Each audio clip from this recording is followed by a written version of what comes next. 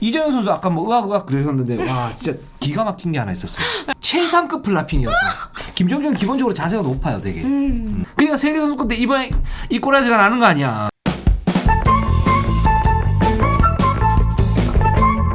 선배는 이대성 선수는 국내용이다, 국제용이다 보시면은 국제도 충분히 아시아권에서는 예. 지금 가능하고 충분히 세계 무대도 가능한데 저는 이 선수 멘탈을 그러니까 멘탈이 난 좋다라고 보지 않아요. 그러니까 어떤 부분에서 좋다고 보지 않냐면 그러니까 자기 그 외골수 기질이 있어요. 근데 이젠 바꿔야 돼. 본인이 하고자 하는 농구가 예. 있죠, 확실하게. 그러니까 그래서 온볼러가 되는 거예요. 그쵸, 그러니까 그쵸. 볼이 없을 때 움직임이 좋지가 않아요. 그러니까 이제는 자기가 농구를 효율적으로 할 수 있는 방법에 대해서 자기가 고민을 해야 돼요. 그러니까 자기가 뭔가를 해결하겠다 이게 아니고 보세요.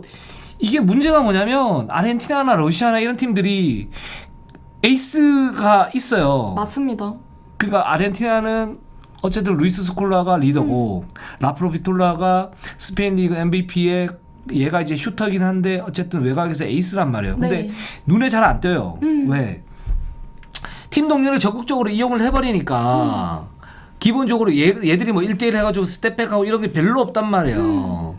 그러니까 그게 개인기가 아니야. 맞습니다. 그 착각하고 있는 게 뭐냐면 그러니까 자신의 개인기라는 걸 뭐냐면 상대 팀 동료를 이용을 하면서 스크린을 얼마나 자유자재로 이용을 하고 미스매치 때 자기가 공격을 얼마나 잘하고 비어있는 팀한테 비어있는 그 팀 동료에게 얼마나 잘 주느냐 이게 개인기예요. 개인기는 그거예요. 그러니까 1대1만의 개인기가 아니라고. 그걸 그러니까 그런 식으로 농구를 해야 농구가 늘고 그리고 농구의 기복이 없어지는데 이대성은 그 부분에서는 내가 볼 때는 점수를 많이 못 줘요. 김상영 선수는 지금처럼 하고 이제 전성기에서 내려올 것 같긴 해요. 김선영 선수가 슛이 많이 좋아졌는데 근데 국제대회 가서 이게 뭐 앞에 센터 놓고 쏠 수 있는 슛은 아니다. 근데 국제대회 가서 어떻게 100% 완벽한 슛 찬스가 납니까? 앞에 수비가 있을 때 뭐 터프샷을 쏠 수도 있고 그리고 본인이 돌파를 하다 공간이 안 나면 뭐 스텝백을 하거나 미들에서 그러니까 뭐 그런 슛 어떤 기술이 있어야 되는데 저는 이 선수가 뭐 돌파가 너무 좋고 근데 이 미드레인지 점퍼나 뭐 슈팅 기술이 좀 동반이 되면은 정말 더 좋은 선수가 될 수 있지 않을까. 맞습니다. 네, 그런 생각이 듭니다. 정확한 지적이에요. 그래서 이제 김세형 선수는 미드레인지 점퍼를 갖춰야 되는데 그래서 김세형 선수도 개인적으로 계속 노력을 하고 있대요. 노력을 하고 있는데 이 미드레인지 점퍼 같은 경우에는 그러니까 이제 어떤 한 기술을 갖다 익히려면 한 시간이 자기 걸 체화시키려면 한 2년에서 3년 정도 걸리는데 지난 시즌부터 계속 연습을 하고 있대요. 그러니까 이 선수가 이제 플로터도 그렇게 했었고 맞습니다. 예를 들어서 플로터도 그리고 본인이 석점도 그렇게 했었으니까 이 기술도 익혀질 거예요. 그렇게 되면 김선영의 공격력은 더욱 올라가겠죠. 그쵸. 올라가는데 김선영은 수비가 좀 문제가 있지만 뭐 어쩔 수 없는 것 같아요. 그러니까 이 선수 같은 경우는 이제 좀 늦었어요. 예, 일단 그 몸의 한계도 좀 몸이 원체 또 그 몸싸움에 또 그 몸 자체가 워낙 그 얇잖아요. 얇죠. 예, 그런 문제가 있고. 근데 어. 지금처럼만 해도 내가 볼 때는 도움은 충분히 된다. 충분히 제가 볼 때는 되죠. 충분히 예. 된다. 여기에 미드레인지 점퍼가 익혀지면 한국이 어쨌든 아시아권에서의 확실한 공격 무기 하나를 가지고 간다라고 볼 수가 있을 것 같고, 그쵸. 예, 그렇게 보고 그리고 이정현 선수 같은 경우에는, 그러니까 이제 키 큰 외국인 선수하고 경기를 어떻게 해야 되는지는 알고 있는 것 같아요, 완벽하게. 센스가 있죠, 일단. 네. 이 선수가 첫 대표팀에 합류했을 때가 아마 광저우가 아니고 저기 어디야? 장사였을 텐데. 예. 그때는 이제 뭐 양동근도 있고 뭐도 있어가지고 조성민 선수도 몸님 댓글 제가 볼게요. 선배 말씀해 주시면 예. 댓글 제가 보겠습니다. 그때 당시에는 슛 타이밍을 잡기가 굉장히 힘들다. 뭐 이란의 포워드나 중국의 포워드 때문에 스위치를 해버리니까. 근데 그쵸. 지금은 잘 잡고 있는 것 같아요. 잘 잡고 있는데 이 선수는 기본적으로 그러니까 좀 느리잖아요. 그쵸. 빠르지 않잖아요. 예. 그래서 수비를 그러니까 어떻게 하냐면 길목을 차단하면서 요령으로 이렇게 하는데 근데 그게 그렇게 되면 이제 이정현 선수의 어떤 활동력을 보충할 수 있는 파트너가 있어야 되거든요. 맞습니다. 그게 없다 보니까 이정현 선수의 어떤 수비의 불안감이 더 도드라지는. 극대화되는 거죠. 예. 예. 맞습니다. 그런 점에서 이정현 선수는 굉장히 쓸만하지만 굉장히 좋지만 외곽의 어떤 에이스고 좋지만 이 선수의 수비 약점을 메울 수 있는 어떤 다른 게 필요하다. 그쵸. 예, 그러니까 인천 아시안 게임 때 문태종 선수가 에이스였는데 그때 당시에 이제 필리핀 포워드 중에 한 명이 문태종 수비 매치업이었는데 돌파를 했어요. 돌파를 했는데 문태종 그때 넘어졌거든요. 그러니까 순발력이 아무래도 떨어지니까. 그러니까 유작 감독이 문태종을 교체를 하지 않고 양희종을 붙여버렸어. 그래서 문태종의 수비 부담을 갖다 줄여줬거든요.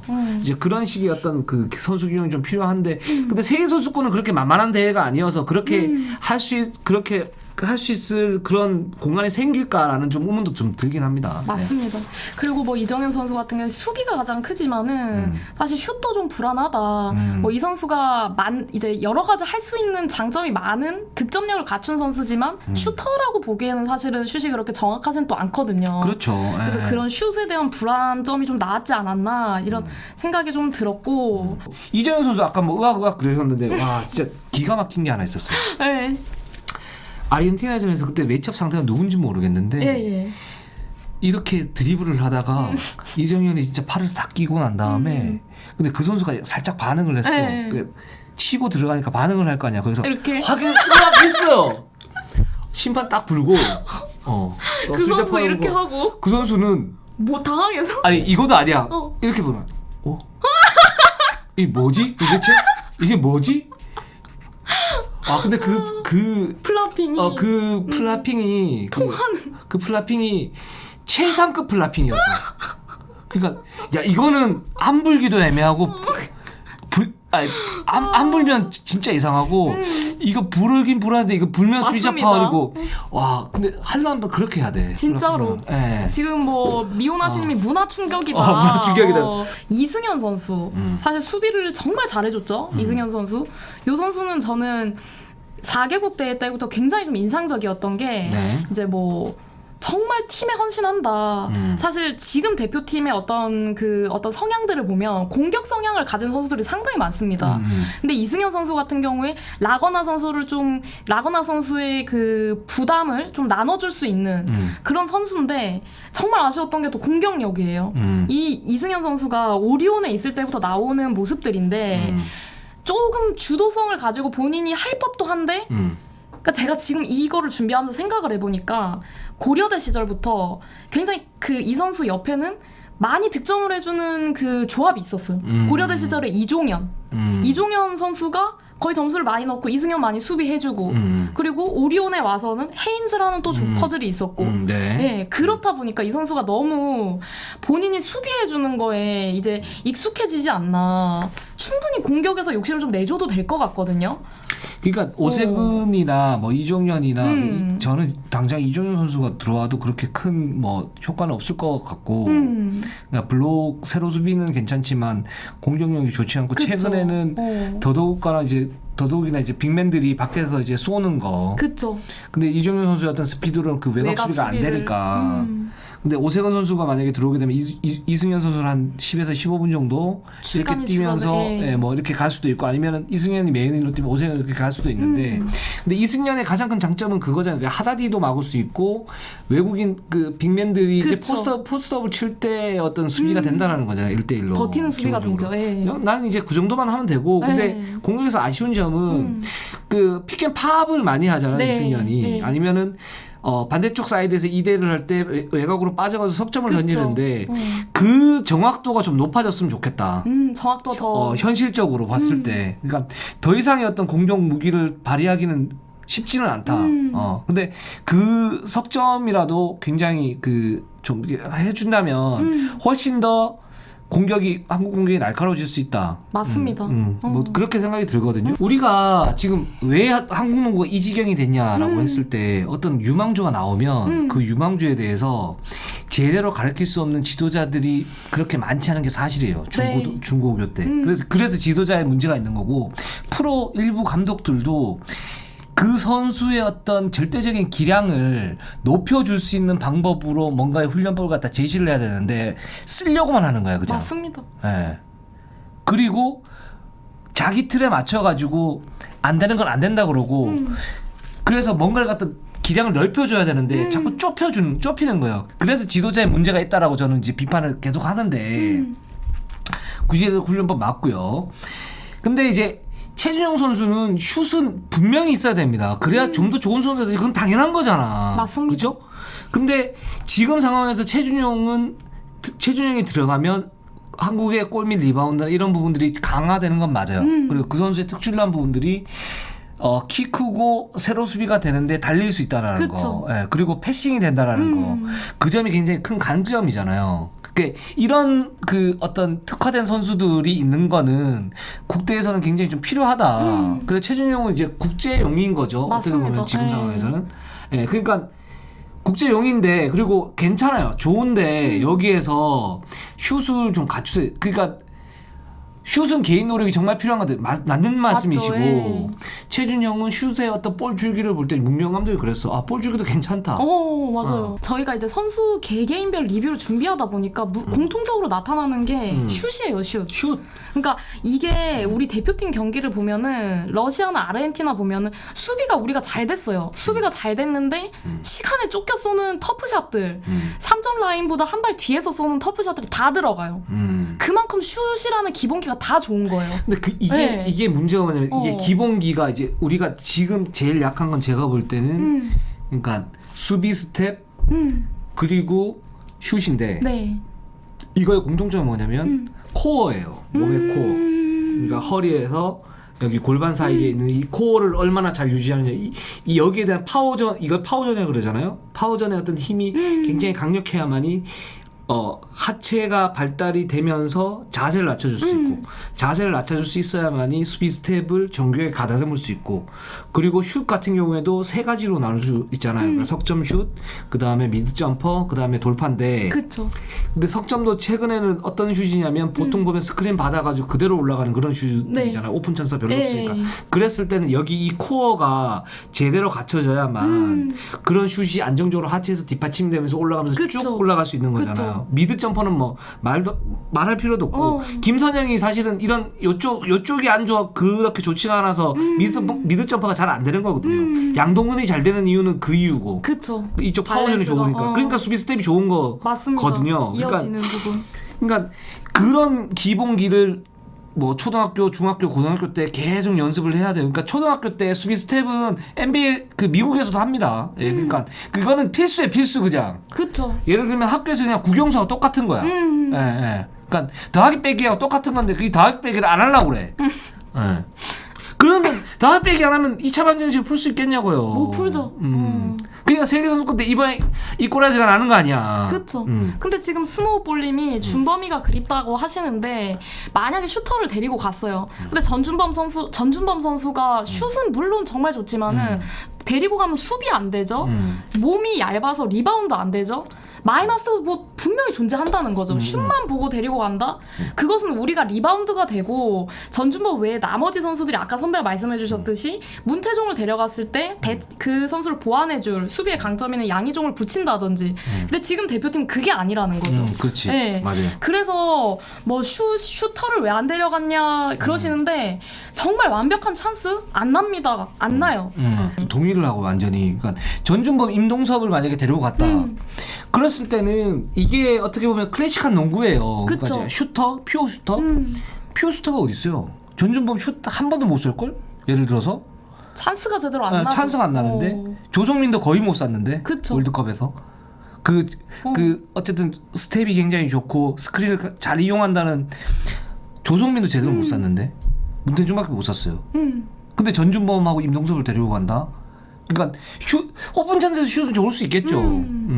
근데 그런 찬스가 나냐고. 그니까요. 그리고 또 수비는 어떡할 거야? 그쵸.